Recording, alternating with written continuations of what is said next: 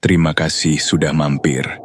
Jangan lupa subscribe dan nyalakan loncengnya, biar kita bisa terus berbagi cerita. Selamat mendengarkan.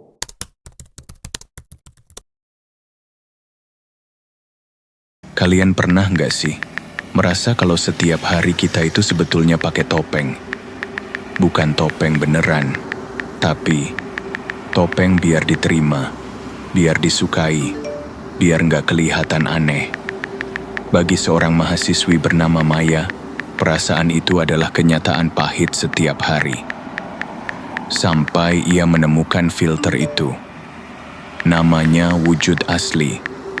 Aplikasi baru yang lagi viral banget di kalangan teman-temannya.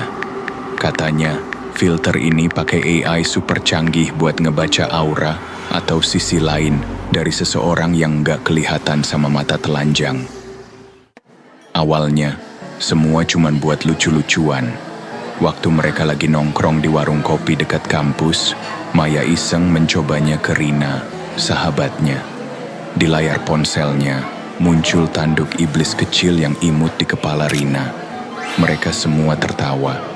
"Tuh kan, emang jelmaan iblis lu," ledek Maya. Rina cuma memutar bola matanya sambil cengengesan. Lalu Maya mengarahkannya ke Dito. Di layar, mata Dito yang biasanya bulat berubah jadi sipit dengan papil vertikal seperti mata reptil. Dia malah takjub, keren juga teknologinya, katanya, mendekatkan wajahnya ke kamera. Semua terasa ringan, hanya sebuah lelucon digital di tengah hiruk-pikuk kota. Tapi malam itu, di dalam sunyinya kamar kos Maya, rasa penasaran itu menggerogoti pikirannya. Ia membuka lagi aplikasi itu. Tapi kali ini, kamera depannya mengarah padanya.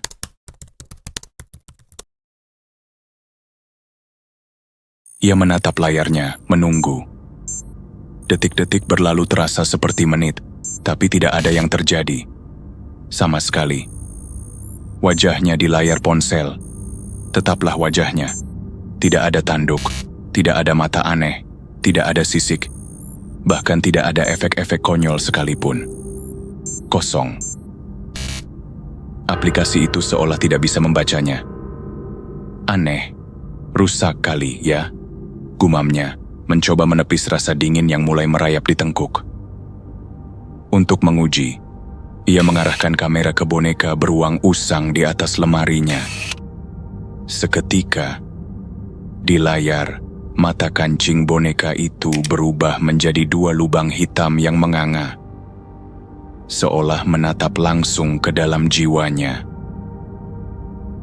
Aplikasinya tidak rusak. Jantungnya mulai berdebar sedikit lebih cepat. Ia berjalan ke cermin besar yang menempel di pintu lemari, kamar kosnya yang remang-remang terpantul di sana, menciptakan bayangan-bayangan panjang yang menari-nari. Ia mengangkat ponsel, mengarahkan kamera ke pantulan dirinya di cermin.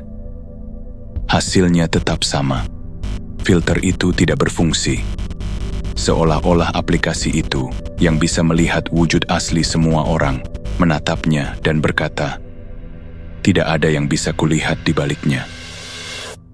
Saat itulah sebuah pikiran mengerikan menyelinap masuk ke benaknya. Begitu dingin dan tajam. Jangan-jangan, ini bukan karena aplikasinya yang error. Jangan-jangan, wajah yang ia lihat di cermin setiap hari ini sudah merupakan topengnya.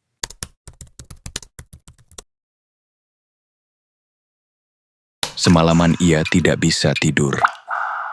Setiap kali ia memejamkan mata, ia seolah melihat pantulan wajahnya di cermin. Wajah kosong yang ditolak oleh filter itu.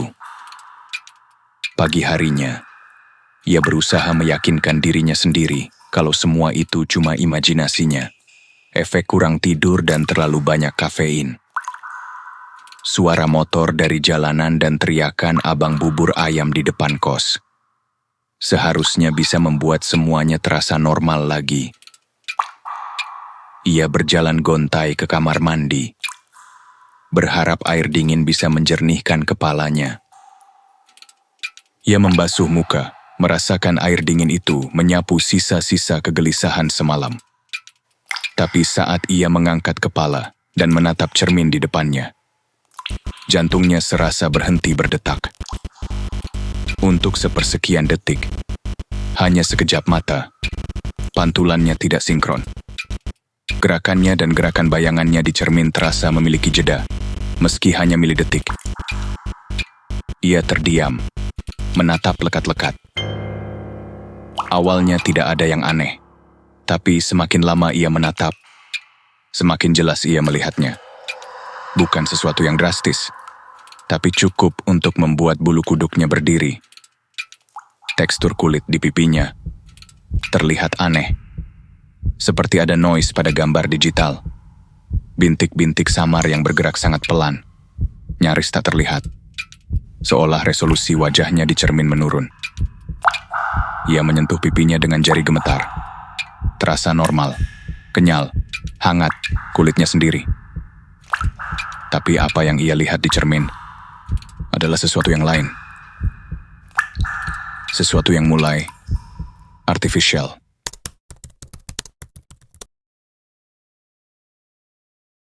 Ia menghabiskan sisa hari itu seperti buronan. Buronan dari pantulannya sendiri. Ia menutup cermin di lemari dengan selembar kain batik. Ia mematikan laptopnya alih-alih membiarkannya dalam mode tidur, karena layarnya yang gelap bisa memantulkan bayangannya. Bahkan saat makan malam dengan nasi bungkus, ia memastikan untuk menggunakan sendok plastik agar tidak sengaja melihat versi miniatur wajahnya yang terdistorsi di lekukan sendok logam.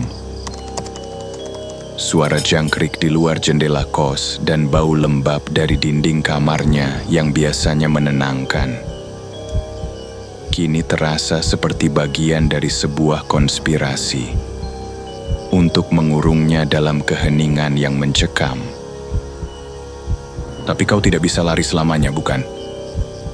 Malamnya, saat ia mencoba mengerjakan tugas kuliah, ia membuat sebuah kesalahan.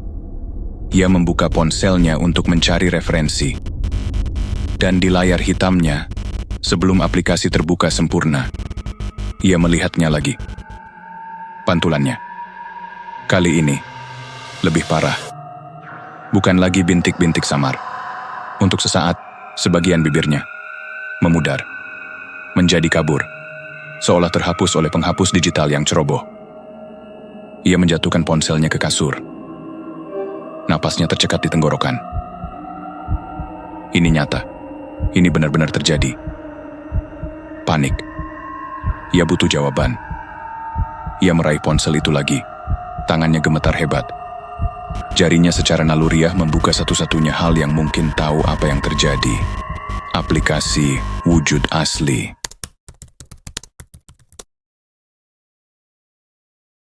Dengan jari gemetar, ia membuka aplikasi itu lagi. Kamera depan aktif, menyorot wajahnya yang pucat pasi, berantakan karena panik. Ia tidak tahu apa yang diharapkannya. Mungkin ia berharap semua ini hanya bug, dan dengan membukanya lagi, semuanya akan kembali normal. Layar kembali menampilkan tulisan menganalisis. Tapi kali ini, ada yang berbeda. Tulisan itu berkedip, lalu memudar. Dan perlahan, seperti hantu yang merembes dari dunia lain. Sebuah gambar mulai terbentuk di atas wajahnya di layar. Itu bukan tanduk atau mata reptil. Itu adalah wajah. Wajah yang hampir manusiawi, tapi salah dalam segala hal. Matanya lebar dan hitam, tanpa kedip, seperti dua lubang sumur yang gelap. Bibirnya ditarik ke atas membentuk senyuman yang mustahil.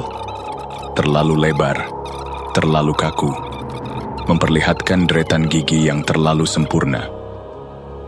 Kulitnya putih pucat seperti porselen, dengan retakan-retakan halus yang menjalar dari sudut mata dan bibirnya. Dan saat ia menatap horor itu di layar, ia merasakannya. Sensasi dingin dan geli di wajahnya sendiri. Otot-otot pipinya terasa ditarik oleh kekuatan tak kasat mata, memaksanya membentuk senyuman mengerikan yang sama. Saat itulah ia sadar, kesalahannya yang paling fatal. Aplikasi ini tidak pernah gagal membacanya. Justru sebaliknya, ia melihatnya dengan sempurna. Ia melihat kekosongan di dalam dirinya, topeng yang ia pakai setiap hari, dan menganggapnya sebagai kanvas kosong. Filter ini bukan jendela. Ia adalah kuas. Dan ia sedang melukis ulang wajahnya.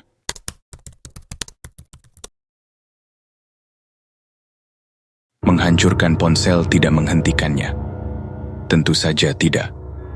Ia terlalu naif.